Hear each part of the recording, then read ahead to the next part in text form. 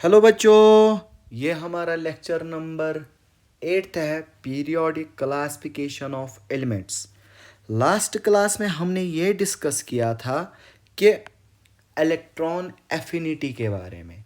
तो थोड़ा सा हम डिस्कस कर लेंगे इलेक्ट्रॉन एफिनिटी क्या होती है। सर, हमें याद है कि इलेक्ट्रॉन एफिनिटी का मतलब ये हो गया कि मेरे पास अगर आइसोलेटेड गैसियस आटम है, क्या है मेरे पास?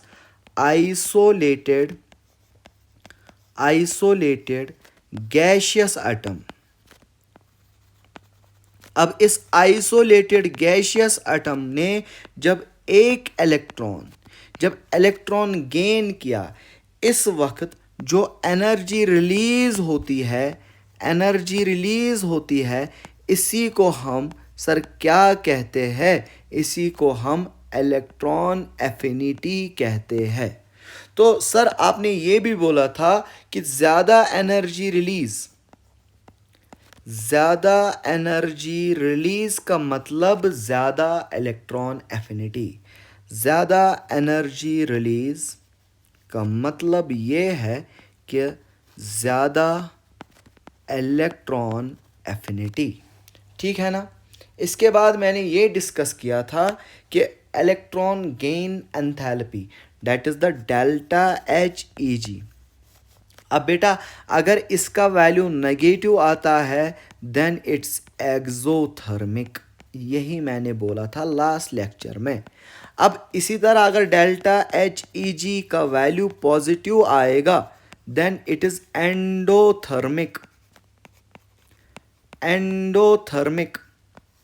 ठीक है।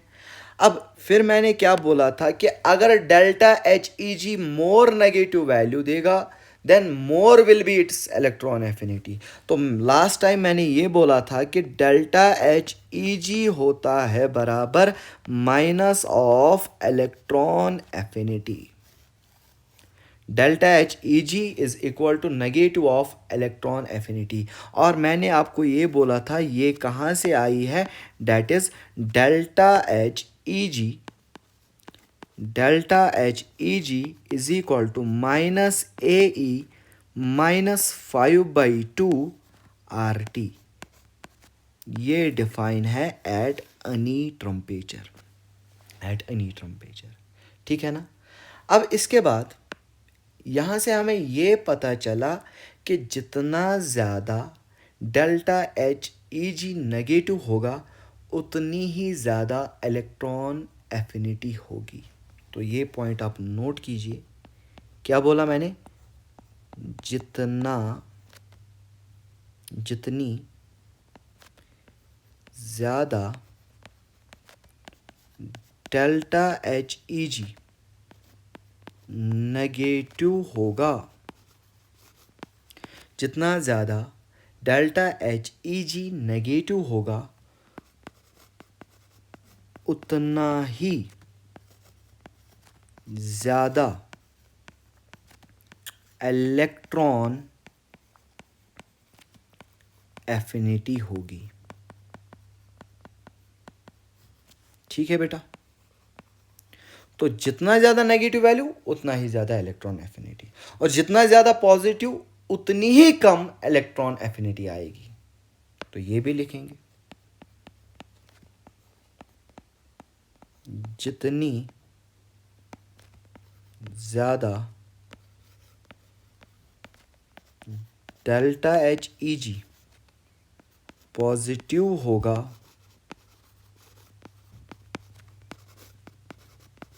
उतनी कम इलेक्ट्रॉन एफिनिटी होगी।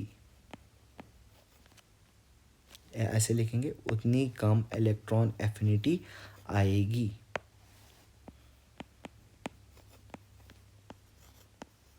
ठीक है ना? तो क्या बोला मैंने? जितना ज़्यादा डेल्टा एच ई जी नेगेटिव उतना इलेक्ट्रॉन एफिनिटी। अब डेल्टा एच ई जी पॉजिटिव होगा उतनी ही कम इलेक्ट्रॉन एफिनिटी। अब हम पढ़ेंगे successive electron affinity. successive electron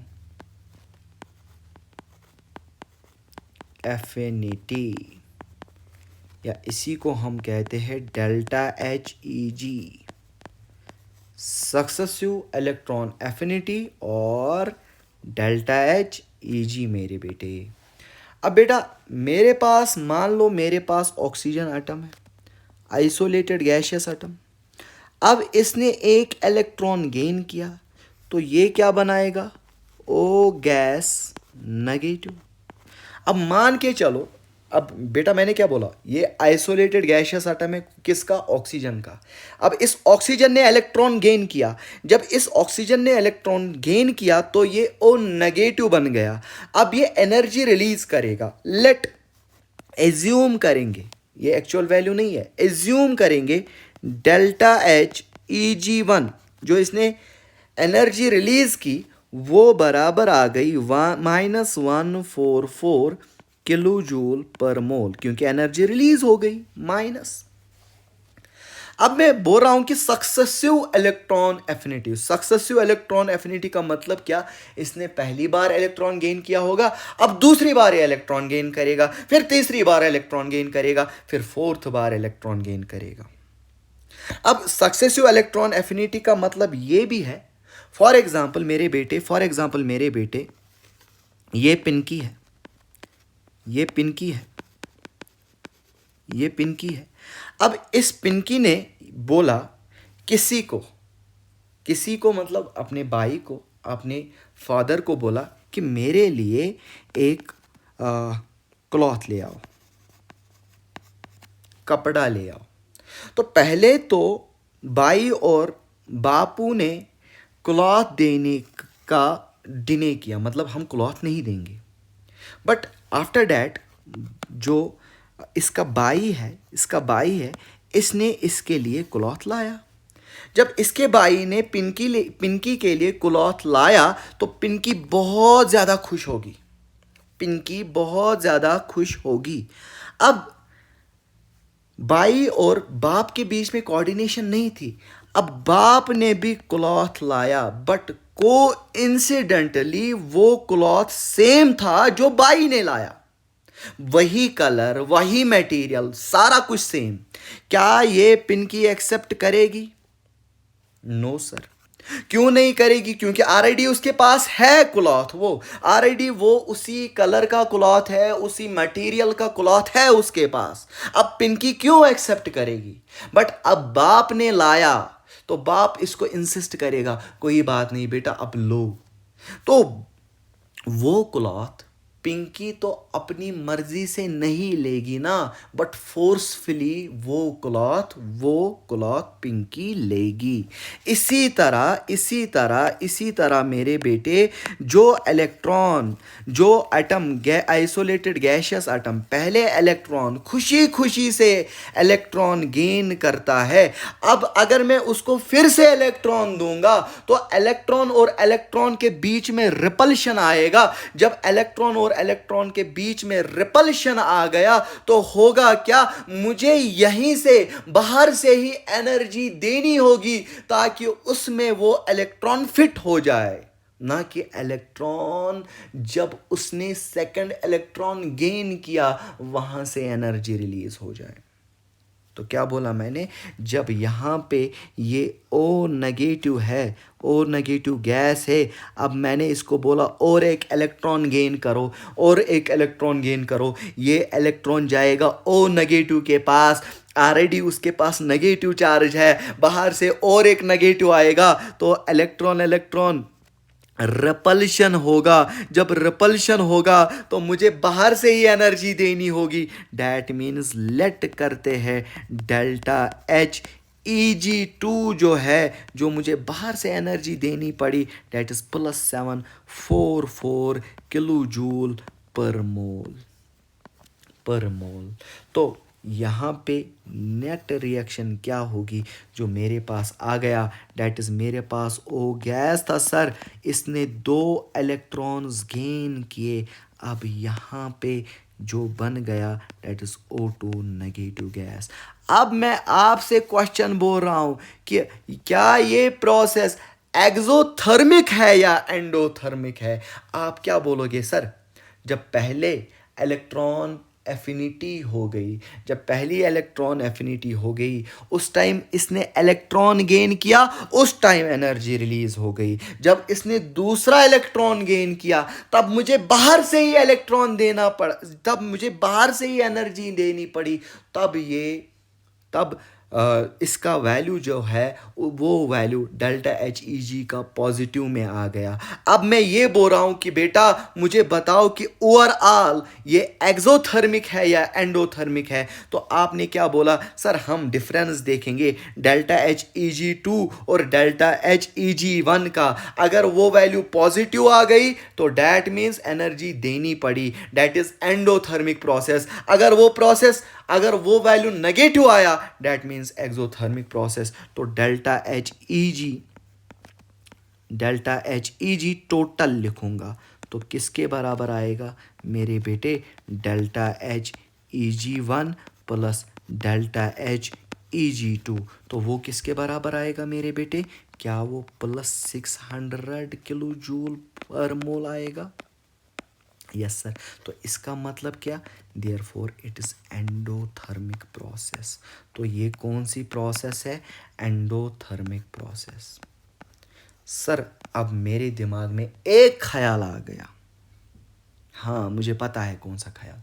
sir इसका मतलब यह है कि जब फर्स्ट इलेक्ट्रॉन किसी आइसोलेटेड एटम में जाएगा, वो या तो नेगेटिव होगा या तो पॉजिटिव होगा। क्या बोला मैंने? जब भी एक इलेक्ट्रॉन एक आइसोलेटेड गैशियस एटम में जाएगा, या तो उसका वैल्यू नेगेटिव आएगा या तो पॉजिटिव आएगा। सर क्या बोल रहे हो? कुछ समझ में नहीं आ रहा है। अरे मेरे बेटे, अगर सोडियम होगा, अगर फॉर एग्जांपल सोडियम की जगह मैं कोई नॉन मेटल लूंगा, अगर फ्लोरीन होगा, मान के चलो अगर फ्लोरीन होगा और नियॉन होगा। अब मैं बोल रहा हूं कि फ्लोरीन और नियॉन है। अब दोनों को इलेक्ट्रॉन दो। इजीली कौन इलेक्ट्रॉन लेगा? सर इजीली इलेक्ट्रॉन ये लेगा। तो फर्स्ट डेल्टा एच ई जी फर्स्ट यहां पे क्या आएगा sir? Negative, that is exothermic. But यहां पे जो डेल्टा एच ई जी आएगा, डेल्टा एच ई जी फर्स्ट आएगा सर, वो जीरो आएगी, डेट मीन्स पॉजिटिव आएगी, क्योंकि ये स्टेबल है। मुझे यहीं से बाहर से ही इलेक्ट्रॉन को बाहर से ही एनर्जी देनी पड़ेगी ताकि वो फिट हो जाए किसमें? नियॉन में। तो यही मैंने बोला कि फर्स्ट इलेक्ट्रॉन एफिनिटी या तो वो पॉजिटिव होगी या तो वो नेगेटिव होगी।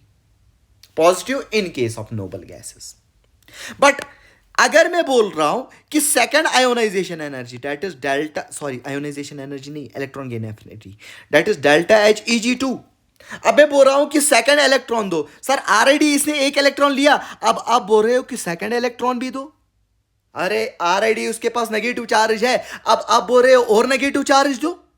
ऑलरेडी उसके पास क्लॉथ है, वही मटेरियल वही कलर, आप फिर से बोल रहे हो उसको और एक क्लॉथ लो। क्या वो लेगी? No sir.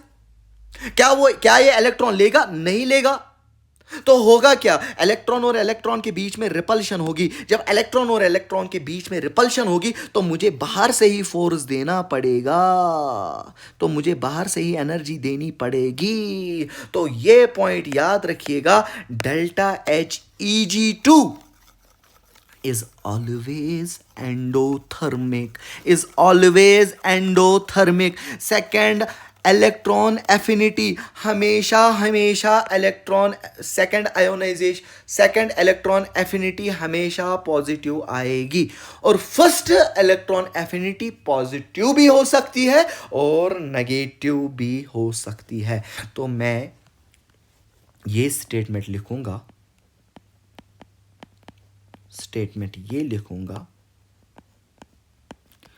Conversion of oxygen to oxygen 2 minus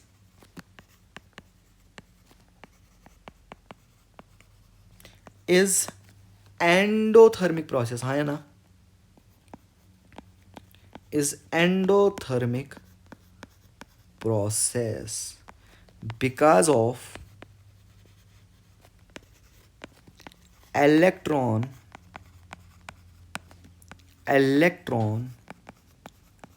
repulsion. किसकी वजह से?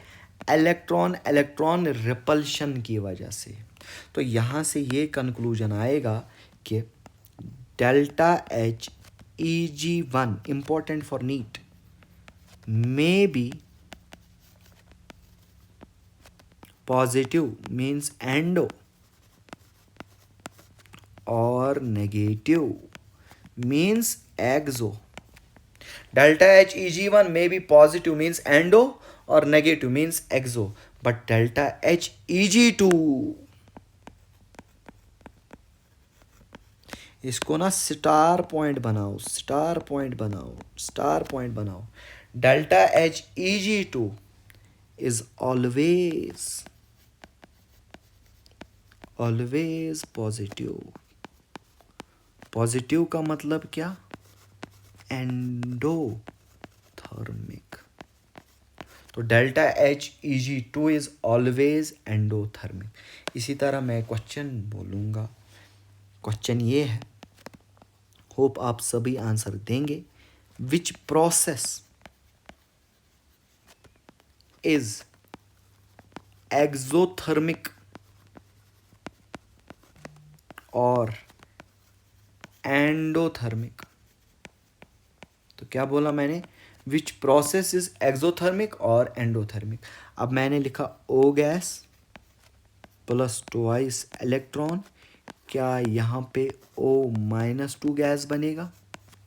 अब सर यहाँ पे second ionization and second electron affinity आ गई, तो मीन्स इसने इलेक्ट्रॉन गेन किया है 2 बार, मीन्स ये endothermic, because second is always endothermic.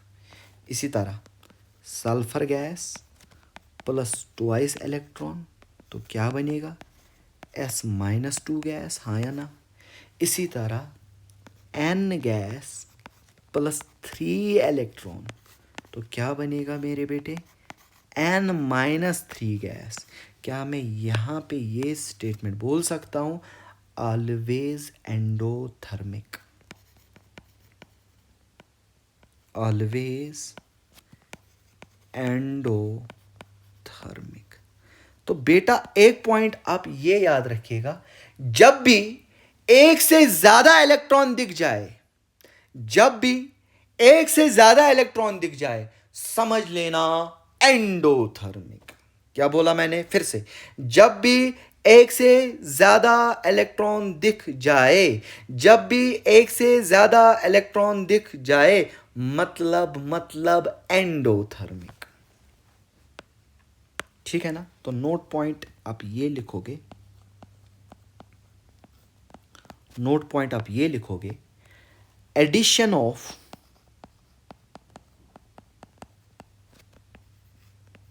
more than 1 electron, addition of more than 1 electron in any atom, कोई भी atom,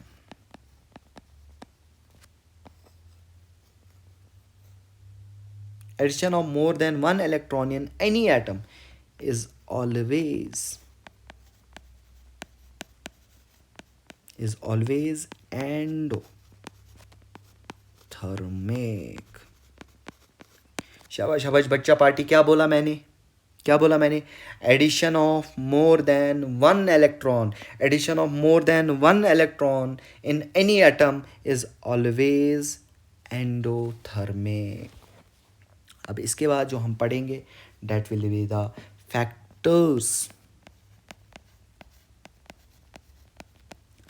affecting electron affinity और डेल्टा HEG। क्या बोला मैंने बेटा? फैक्टर्स अफेक्टिंग इलेक्ट्रॉन एफिनिटी और delta E. G first factor is, हमेशा जब मैंने बोला जब भी कोई पीरियोडिक प्रॉपर्टी आएगी तब तब जेड इफेक्टिव आएगा, इसीलिए जेड इफेक्टिव पे एक लेक्चर दिया था। तो बेटा याद रखना, फर्स्ट थिंग क्या आएगा, जेड इफेक्टिव। जेड इफेक्टिव का मतलब क्या है, एक्चुअल अट्रैक्शन पावर, ठीक है ना। तो जेड इफेक्टिव याद रखना, जितना ज्यादा अट्रैक्शन पावर होगा क्या उतना ही ज्यादा वो इलेक्ट्रॉन को गेन करेगा। Yes sir. तो ये क्या मैं ये पॉइंट लिख सकता हूं, electron affinity is directly proportional to Z effective, हाँ या ना बोलो। तो क्या बोला मैंने, electron affinity is directly proportional to Z effective. तो इसका मतलब क्या, जितना ज्यादा जेड इफेक्टिव उतना ही ज्यादा इलेक्ट्रॉन एफिनिटी आएगी, आएगी। क्या बोला मैंने, जितना ज्यादा जेड इफेक्टिव उतना ही ज्यादा इलेक्ट्रॉन एफिनिटी। तो क्या मैं लिख सकता हूं, in a period left to right, left to right Z effective increases, हाँ या ना। यस सर, हमें याद आया, Z effective increases, therefore electron affinity increases. जब जेड इफेक्टिव इंक्रीज होगी तो इलेक्ट्रॉन एफिनिटी भी इंक्रीज होगी, ठीक है ना। तो क्या मैं नोट पॉइंट ये लिख सकता हूं सर, क्या मैं ये नोट पॉइंट लिख सकता हूं, हाँ जी सर बोलिए, in a period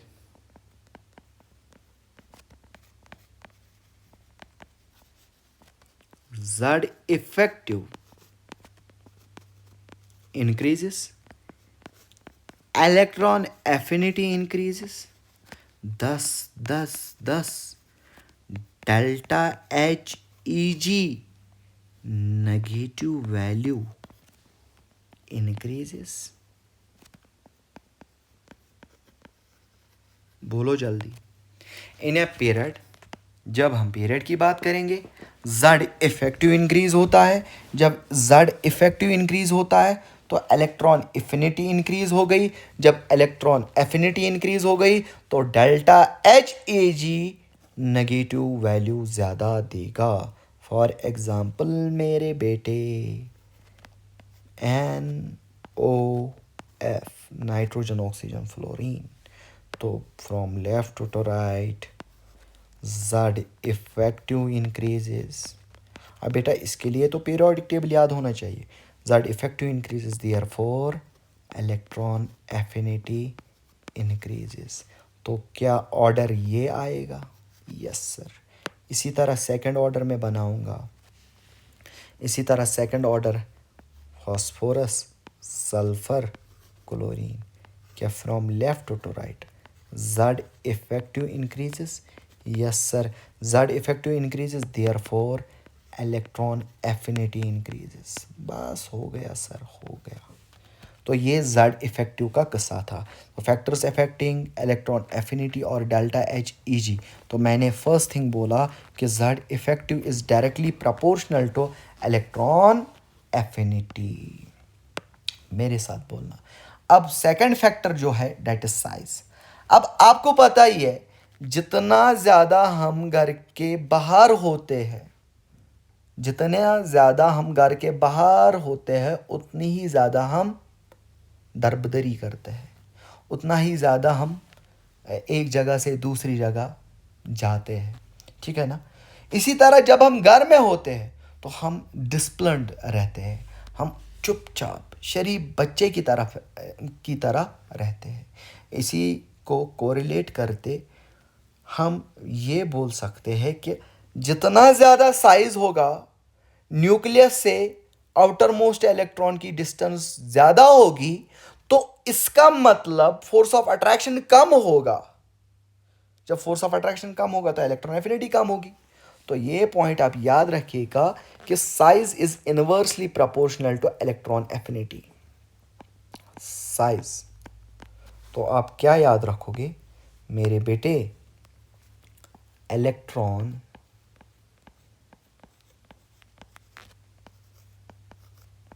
affinity is inversely proportional to size. Electron affinity is inversely proportional to size. अब सर हमने पढ़ा है in a group from top to bottom electron affinity decreases. Why sir? Because size increases. From top to bottom in a group size increases, therefore electron affinity decreases. In a group इसका मतलब ये है sir, in a group from top to bottom, from top to bottom electron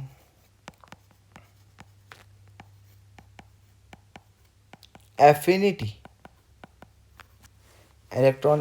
decreases.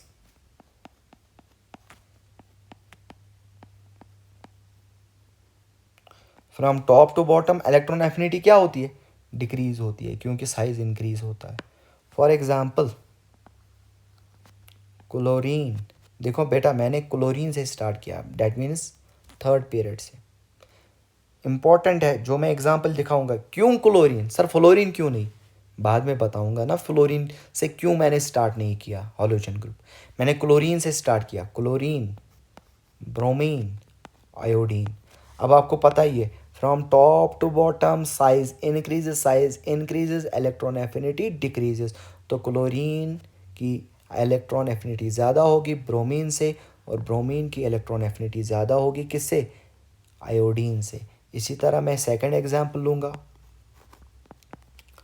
Sulphur SaCtE. तो यहाँ पे भी from top to bottom size increases. जब size increase होगा तो इलेक्ट्रॉन एफिनिटी डिक्रीज होगी. तो सल्फर, सेलेनियम, टेलिनियम, ये ऑर्डर आएगा. ठीक है ना? आया समझ? ये ऑर्डर आएगा किसका? इलेक्ट्रॉन एफिनिटी का. अब बेटा सर आपने ऑक्सीजन क्यों नहीं लिया पहले? सल्फर से पहले आपने ऑक्सीजन क्यों नहीं लिया? इसी तरह आपने फ्लोरीन क्यों नहीं लिया क्लोरीन से पहले? अब बेटा याद रखना थर्ड पीरियड एलिमेंट्स की इलेक्ट्रॉन एफिनिटी ज्यादा होती है सेकंड पीरियड एलिमेंट्स से. मोस्ट इंपॉर्टेंट पॉइंट क्या बोला मैंने? Second period elements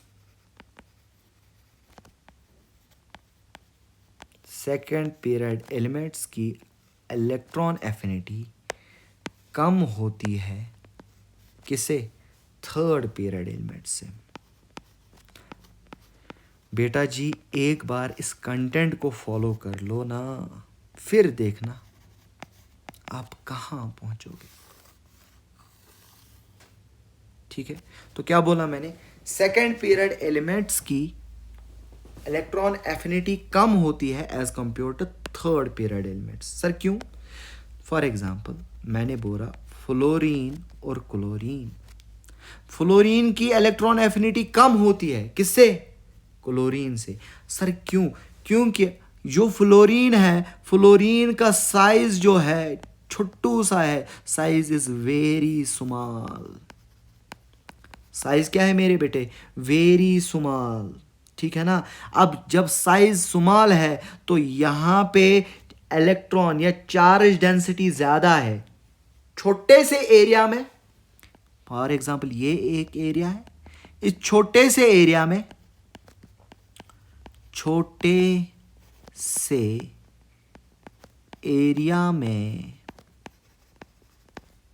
charge density ज्यादा. छोटे से एरिया में चार्ज डेंसिटी ज्यादा.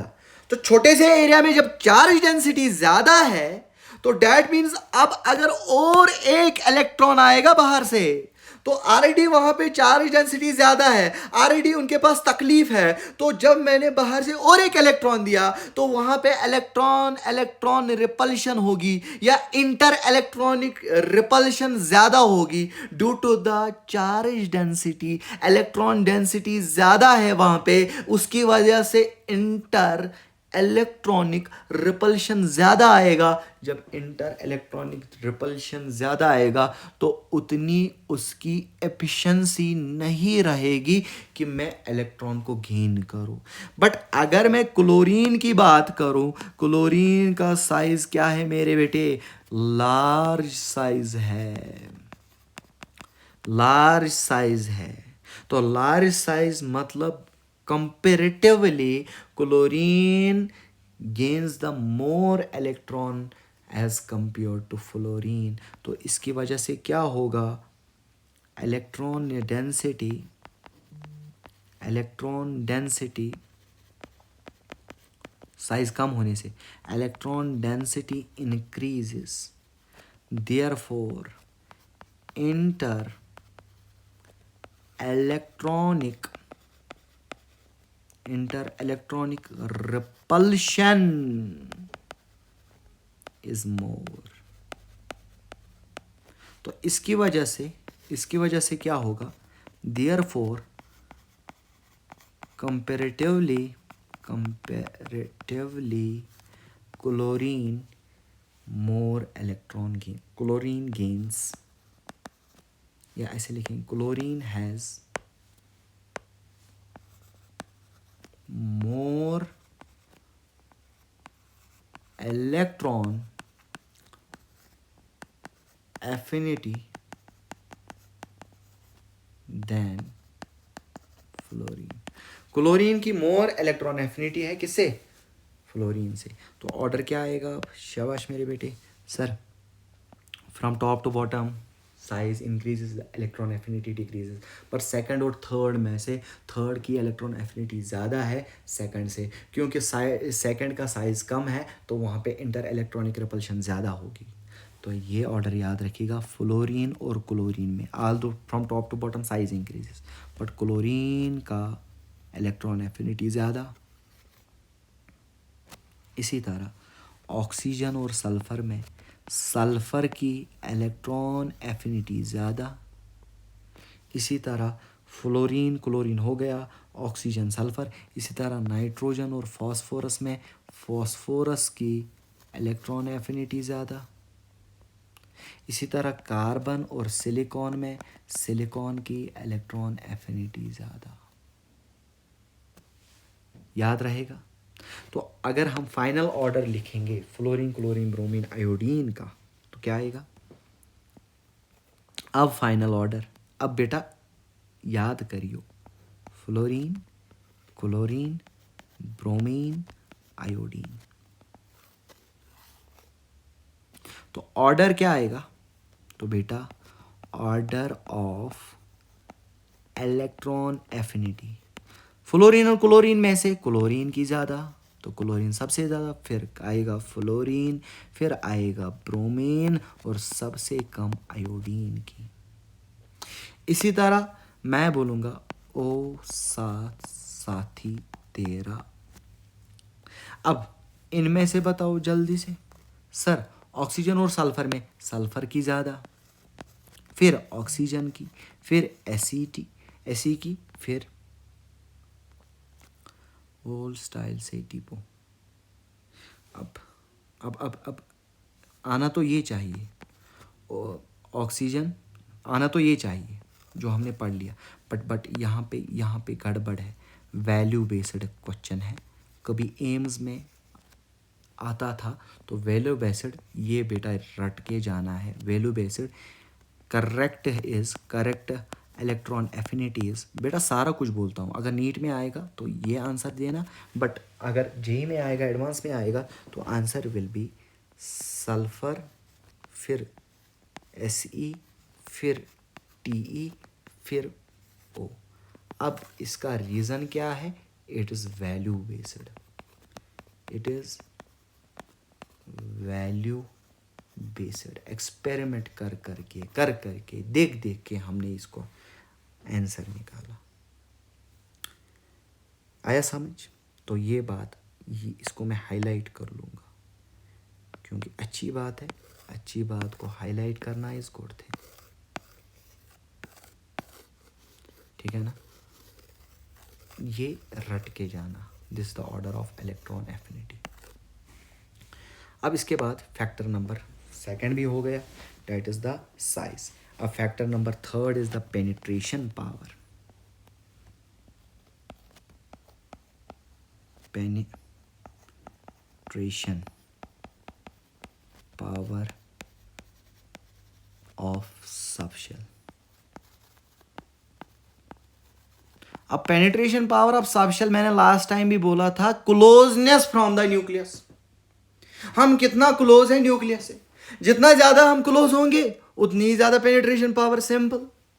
तो पेनिट्रेशन पावर का मतलब क्या है? Closeness from nucleus. Closeness from nucleus. For example, मैं अगर लिथियम और बोरॉन की बात करूंगा तो लिथियम में 2s1 आता है और यहाँ पे 2p1 outer most electronic configuration. अब मैं बोल रहा हूँ कि इलेक्ट्रॉन एफिनिटी बताओ, s और p में से सबसे क्लोज कौन? सर s होता है। तो simple, this is the electron affinity. अब जेई एडवांस में ये पूछ सकता है, जेई एडवांस में ये पूछ सकता है सोडियम एंड एल्यूमिनियम में से किसकी इलेक्ट्रॉन एफिनिटी? तो बेटा याद रखना, सोडियम की इलेक्ट्रॉन एफिनिटी। रीजन यही, पेनिट्रेशन पावर। रीजन कौन सा है? Penetration power. Is it clear? Is it clear? Lithium और बोरॉन में से लिथियम, क्योंकि S आता है, S is more close the nucleus. Penetration power मैंने बोला है SPDF। ठीक है ना? अब fourth this factor is the stable configuration. अब बेटा जी, जिसकी स्टेबल कॉन्फ़िगरेशन होगी वो क्यों इलेक्ट्रॉन गेन करेगा? सीधी सी बात है, क्योंकि वो ऑलरेडी स्टेबल है। बट इसमें जो मैं बोलूंगा बस वही याद रखना, अपना दिमाग नहीं लगाना, प्लीज प्लीज प्लीज। क्या बोला मैंने? जो मैं बोलूंगा वही याद रखना, वही जेई मेन में आएगा, जेई एडवांस में आएगा और नीट में आने की चांसेस बहुत कम है। अगर टफ पेपर बनेगा तो यहां से बनेगा, इन लेक्चर्स से बनेगा। Stable configuration, stable configuration. अब ये तो आपको पता ही है, जो स्टेबल होगा वो क्यों इलेक्ट्रॉन गेन करेगा? सीधी सी बात है। फॉर एग्जांपल, मैं सीधा ही सोडियम की दिस नाइट्रोजन की बात करूंगा तो नाइट्रोजन में electronic configuration 1s2 2s2 2p3। तो लास्ट शेल में कितने इलेक्ट्रॉन्स? p में 1 2 3। क्या ये स्टेबल है? Yes sir, it is stable. Stable electronic configuration. क्या इलेक्ट्रॉन गेन करना चाहेगा? नो सर, क्योंकि जब इलेक्ट्रॉन आएगा तो इलेक्ट्रॉनिक रिपल्शन होगी, या तो इसको फिर 3 इलेक्ट्रॉन्स गेन करनी पड़ेगी। जब 3 इलेक्ट्रॉन्स गेन करनी पड़ेगी फिर भी डेल्टा जो ई होगी वो एंडोथर्मिक होगी, एनर्जी बाहर से ही देनी पड़ेगी। अभी मैंने पढ़ाया था। तो बेटा आप क्या याद रखोगे?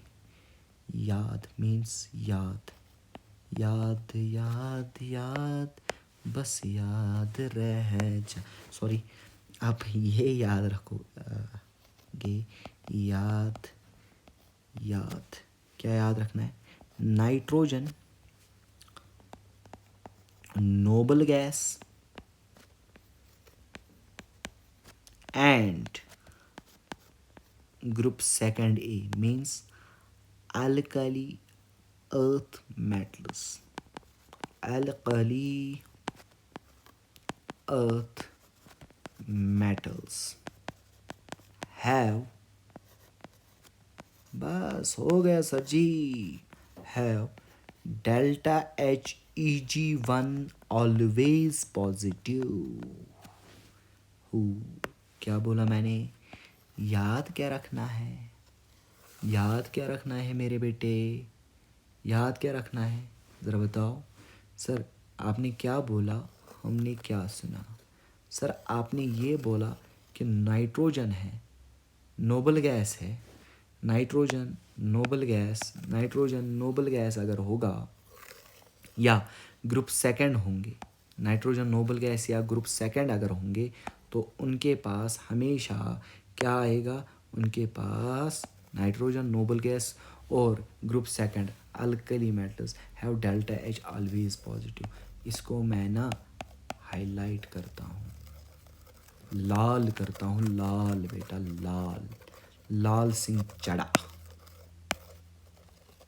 ठीक है ना। तो याद क्या रखना है, नाइट्रोजन नोबल गैस या ग्रुप सेकंड, इनकी डेल्टा एच ईजी फर्स्ट हमेशा पॉजिटिव होती है क्योंकि ये स्टेबल होते हैं। ठीक है ना। अब देखो लिखेंगे बेटा, नाइट्रोजन प्लस इलेक्ट्रॉन तो क्या बनाएगा, एन माइनस, जो मैंने ऊपर स्टेटमेंट लिखा अब नीचे लिखेंगे, नियॉन प्लस इलेक्ट्रॉन तो क्या बनेगा, एन ई नेगेटिव। अब बेरिलियम ग्रुप सेकंड है, group second beryllium plus electron क्या बनेगा, बी ई नेगेटिव। अब बेटा याद रखना, delta H E G is equal to positive इनमें एंडोथर्मिक ऑलवेज।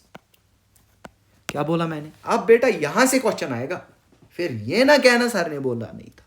मैंने ये बोला कि nitrogen noble gas alkaline earth metal, इनकी डेल्टा एच ई जी की वैल्यू हमेशा पॉजिटिव आएगी, डेट इज ऑलवेज एंडोथर्मिक। अब सर मैं ना थोड़ा सा घुमा लूंगा आपको, नाइट्रोजन के बाद फॉस्फोरस आता है, व्हाट अबाउट फॉस्फोरस सर, अरे बंदे, फॉस्फोरस प्लस इलेक्ट्रॉन तो क्या बनाएगा, पी नेगेटिव। तो इसका बोलो ना सर, बेटा ये एक्सोथर्मिक होगी, ये एक्सोथर्मिक बोले बेटा। ये अपना ना दिमाग घर पे ही रख, अपना ना दिमाग घुटनों में है तो घुटने लगा। मैंने क्या बोला था, इससे बाहर नहीं जाना। Means nitrogen noble gas group second, nitrogen noble gas group second, और ग्रुप सेकंड में भी क्या याद रखोगे, beryllium magnesium. Nitrogen noble gas alkali second, उसमें भी बेरिलियम मैग्नीशियम, इनका डेल्टा एच ई जी पॉजिटिव आएगा। अरे ठीक है ना। अब एग्जाम्पल लेंगे सर, एग्जाम्पल दो ना, एग्जाम्पल देखो, मैं बोलूँगा second period elements, second period elements क्या क्या है, lithium, beryllium, boron, carbon, nitrogen, oxygen, fluorine, neon. अब मैं नियॉन को सर्कल करता हूँ, अब मैं बेरिलियम को सर्कल करता हूँ, अब मैं नाइट्रोजन को सर्कल करता हूँ। हाँ या ना बोलो। इनकी इलेक्ट्रॉन एफिनिटी का वैल्यू क्या आएगा, पॉजिटिव आएगा। पॉजिटिव का मतलब कम है, तो सबसे कम किसकी होगी। अब इससे बेहतर कौन पढ़ाएगा, सबसे कम नियॉन की होगी, फिर सर बेरिलियम की होती है सर, फिर सर नाइट्रोजन की होती है, फिर नॉर्मल ऑर्डर पकड़ लो, फिर बोरॉन, फिर लिथियम। अब बेटा याद रखना, बोरॉन और लिथियम में से किसकी ज़्यादा, बोरॉन की, सर किसकी ज़्यादा, लिथियम की, फिर लिथियम। कार्बन और ऑक्सीजन में किस में, फिर कार्बन, फिर ऑक्सीजन, फिर फ्लोरीन। तो इसका मतलब क्या है, इन ए पीरियड फ्लोरीन की क्या है, maximum electron affinity in second period, और मिनिमम किसकी है, नियॉन की मिनिमम है इन सेकंड पीरियड। अरे ये समझ में आ रहा है कैसे ये ऑर्डर आ गया, ठीक है ना। अब की पॉइंट आप क्या याद रखोगे बेटा, क्या ही जहर दे रहा हूँ, जहर। ये ना एक शायर अर्ज करता हूँ, ये जो मैं जहर उगल रहा हूँ, ये जो मैं जहर उगल रहा हूँ, किसी नागन को मुंह लगाया था।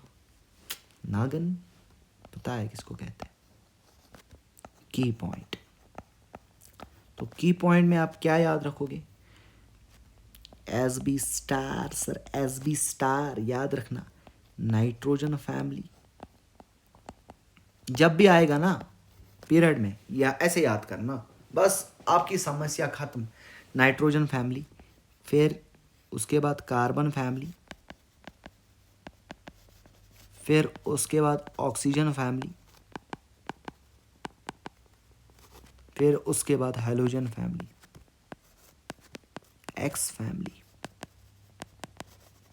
तो बेटा याद रखना, this is the order of electron affinity. तो that means halogen family electron को पसंद ज़्यादा करती है, नाइट्रोजन फैमिली इलेक्ट्रॉन को पसंद कम करती है। नाइट्रोजन फैमिली कम, फिर कार्बन, फिर ऑक्सीजन, फिर हाइड्रोजन। देखो एग्जाम्पल, जो ये रटेगा nitrogen carbon oxygen hydrogen, nitrogen carbon oxygen family, nitrogen family carbon family oxygen family hydrogen family. बेटा इट इज़ इंपॉर्टेंट, ये उसी को समझ में आएगा ना जिसने पढ़ा होगा, जिसने रिवाइज किया होगा, और जिसका सर फट गया होगा। इन लेक्चर्स की इंपॉर्टेंस उसको समझ में आएगी। Order of electron affinity, for example oxygen, sulphur, fluorine, chlorine. तो ऑर्डर देखो, पहले किन का देखेंगे सर? फ्लोरीन क्लोरीन का, हाइड्रोजन फैमिली, फिर ऑक्सीजन फैमिली। ऑक्सीजन फैमिली और फ्लोरीन फैमिली में से मेरे पास दो फैमिलीज है सर, ये तो दिस हाइड्रोजन फैमिली, ये तो ऑक्सीजन फैमिली। अब ऑक्सीजन फैमिली और fluorine family, sorry hydrogen family में से किसकी इलेक्ट्रॉन एफिनिटी ज़्यादा? फ्लोरीन, हाइड्रोजन फैमिली की। अब फ्लोरीन और क्लोरीन में से किसकी इलेक्ट्रॉन एफिनिटी ज़्यादा? सर क्लोरीन की। अभी बोला था, क्या बोल रहे हो सर? क्लोरीन की ज़्यादा, फिर फ्लोरीन से। और इसी तरह ऑक्सीजन और सल्फर में से किसकी ज़्यादा? सल्फर की। और सबसे लीस्ट किसकी होगी? ऑक्सीजन की। अगर बेटा आम क्वेश्चन होगा ना, हालत ख़राब होगी बच्चे की। अब मैंने जैसे पढ़ाया वैसे ही याद रखना, nitrogen family, carbon family, oxygen family और हाइड्रोजन फैमिली। सबसे ज़्यादा हाइड्रोजन फैमिली, फिर ऑक्सीजन फैमिली, फिर कम कार्बन फैमिली, फिर उससे कम नाइट्रोजन फैमिली। ठीक है ना? इसी तरह अनदर एग्जाम्पल दूंगे सर, अनदर एग्जाम्पल, ये क्वेश्चन है, एग्जाम्पल तो नहीं है। Nitrogen, phosphorus, oxygen, sulphur, order of E. Question क्या बोल रहा हूँ? Order of EA, ionization energy. First thing you have to identify the families. Solution: nitrogen, phosphorus, oxygen, sulphur. अब बेटा यहाँ पे ये नाइट्रोजन फैमिली है और ये ऑक्सीजन फैमिली है। नाइट्रोजन फैमिली और ऑक्सीजन फैमिली में से किसकी इलेक्ट्रॉन एफिनिटी ज़्यादा होती है? सर ऑक्सीजन फैमिली की। और ऑक्सीजन फैमिली, तो ये फैमिली जीत गई। अब ऑक्सीजन फैमिली में से ऑक्सीजन की ज़्यादा होती है, सल्फ़र की ज़्यादा होती है? सर सल्फ़र की, सल्फ़र की ज़्यादा होती है। फिर आएगी ऑक्सीजन की कम। फिर नाइट्रोजन और फॉस्फोरस में किसकी ज़्यादा? सर फॉस्फोरस की। फिर लास्ट में नाइट्रोजन की। सर जहर पढ़ा रहे हो, जहर सर, ये मुझे लग रहा है। अब कोई लेट के देखेगा, बेड पे देखेगा, अब दूसरी जगह से, मतलब एक साइड से स्क्रीन चल रही होगी, दूसरे साइड से स्नैपचैट, बाबू ने खाना खाया, तो उसका मैं कुछ नहीं कर सकता। Question: carbon, silicon, nitrogen, phosphorus, order of electron affinity. अरे बस सर, इतना order of electron affinity. Nitrogen family और कार्बन फैमिली, नाइट्रोजन फैमिली और कार्बन फैमिली में से किसका ज़्यादा? कार्बन फैमिली का। तो सबसे ज़्यादा कौन आएगा? कार्बन। कार्बन में से, कार्बन और सिलिकॉन में से किसका ज़्यादा? सर सिलिकॉन का। तो आंसर क्या आएगा सर? सिलिकॉन का ज़्यादा। किससे? कार्बन से। सर नाइट्रोजन फॉस्फोरस का याद ही हो गया, फॉस्फोरस का ज़्यादा होता है नाइट्रोजन से। सर क्या बोल रहे हो? मज़ेदार कंसेप्ट बोल रहे हो। अब बेटा इसके बाद जो हम पढ़ेंगे, that is the relationship between, अच्छे से समझना बेटा, अच्छे से, क्योंकि ये लास्ट लेक्चर नहीं है, कल लास्ट लेक्चर होगा। That is the negativity, electronegativity ये लास्ट टॉपिक है, फिर हम उसमें ही पढ़ेंगे nature of oxides, acidic, basic, amphoteric oxides, वो सारा कुछ कल कर लेंगे discuss. But to some extent 90% आपका चैप्टर कंप्लीट हो गया। रिलेशन बिटवीन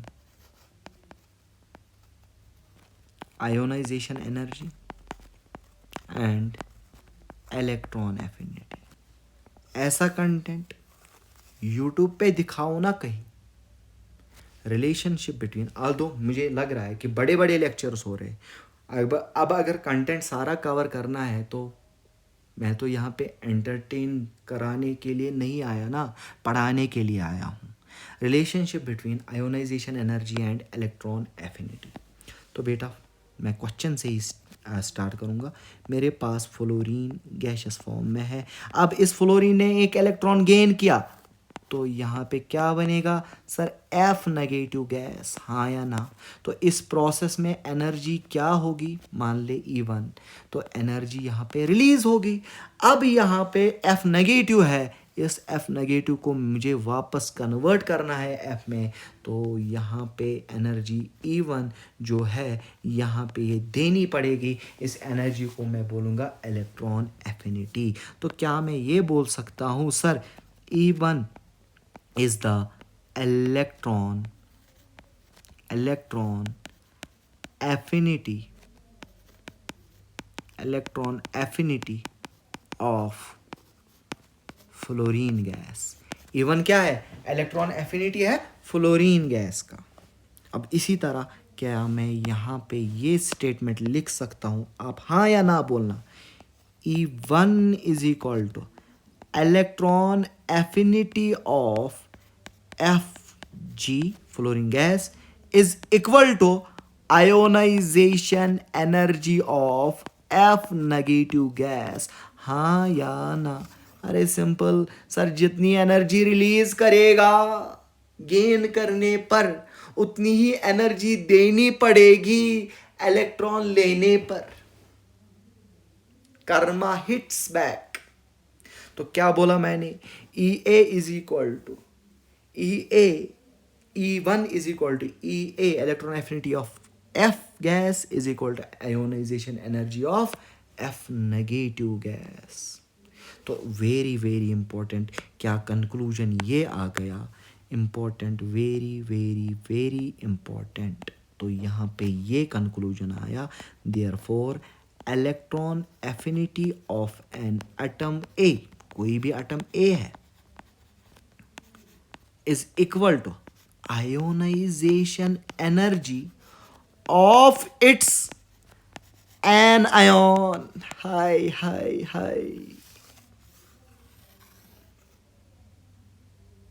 मजेदार कंसेप्ट।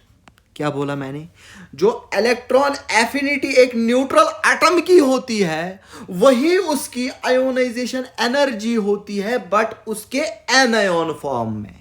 जैसे यहाँ पे बेटा जी मैंने लिखा था न्यूट्रल एटम F है, इसने इलेक्ट्रॉन गेन किया, जब इलेक्ट्रॉन गेन किया इसने कुछ एनर्जी E1 रिलीज की, तो ये कन्वर्ट हो गया F नेगेटिव में। इसी तरह मेरे पास ये F नेगेटिव है, इस F नेगेटिव ने एनर्जी गेन की, कितनी एनर्जी गेन की, E1 एनर्जी गेन की। जितनी एनर्जी इसने रिलीज की उतनी ही एनर्जी इसने गेन की।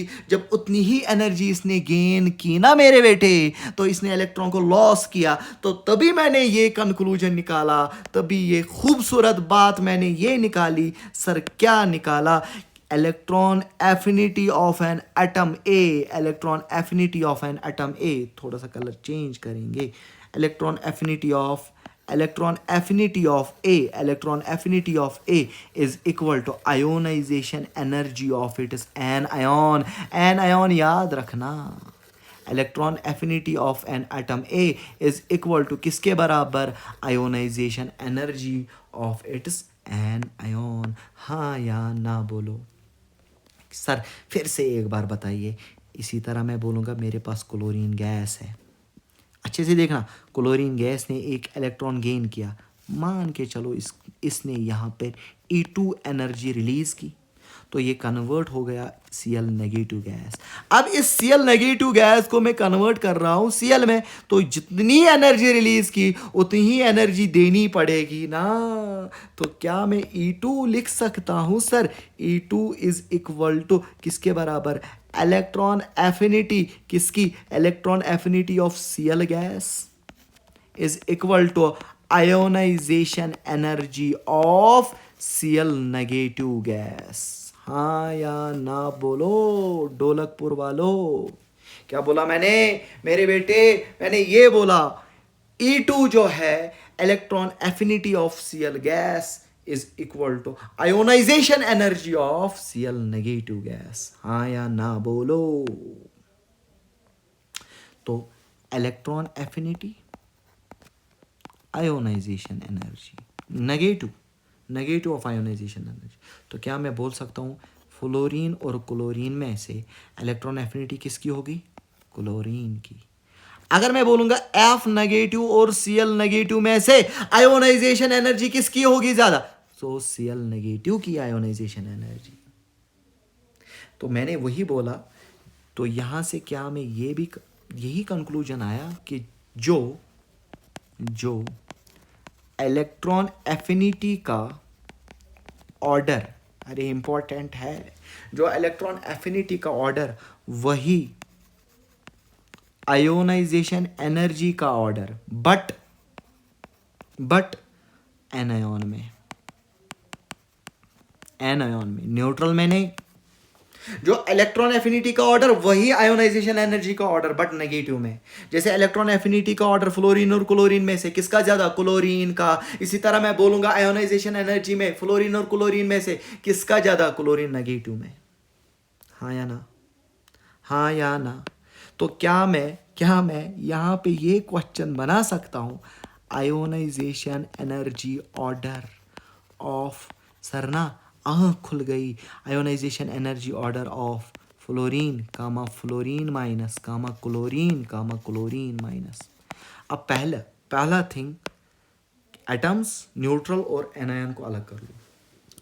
सॉल्यूशन फ्लोरीन और क्लोरीन, F नेगेटिव और Cl नेगेटिव। फ्लोरीन और क्लोरीन में से आयोनाइजेशन एनर्जी किसकी ज्यादा? सर फ्लोरीन की आयोनाइजेशन ऑर्डर। हाँ या ना? आयोनाइजेशन एनर्जी किसका ज्यादा फ्लोरीन और क्लोरीन में से?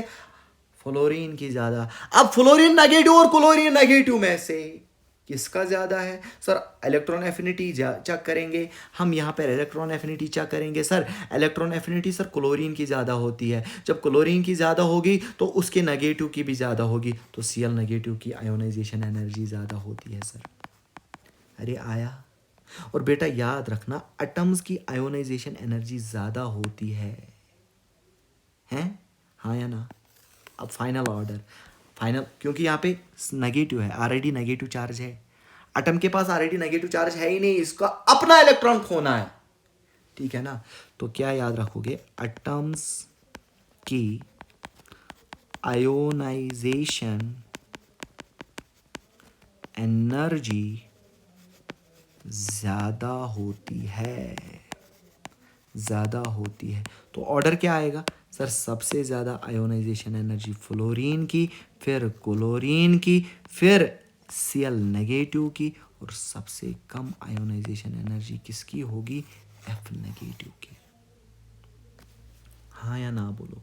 फ्लोरीन की ज़्यादा, क्लोरीन की, फिर Cl नेगेटिव की, फिर F नेगेटिव। थैंक यू मेरे बेटे, thank you, have a nice day. अब हमारा फिर लास्ट लेक्चर होगा। उस लास्ट लेक्चर में हम क्या डिस्कस करेंगे? उस लास्ट लेक्चर में हम, बेटा जी ये याद रखना, उसमें हम इलेक्ट्रोनेगेटिविटी डिस्कस करेंगे।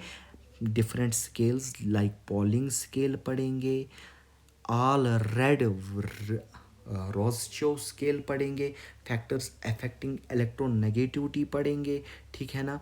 फिर हम ये पढ़ेंगे percentage character, application of electronegativity, उसमें बॉन्ड पोलैरिटी पढ़ेंगे हम, ठीक है ना? हम नॉन मेटालिक नेचर पढ़ेंगे, IUPAC naming of the inorganic compounds पढ़ लेंगे, बॉन्ड लेंथ के बारे में डिस्कस कर लेंगे, ठीक है ना? तो इस तरह हम, फिर nature of oxides, acidic oxides, basic oxides and amphoteric oxides के बारे में पढ़ेंगे, ठीक है ना। इसी तरह ये हमारा चैप्टर फिर कंप्लीट होगा। Thank you.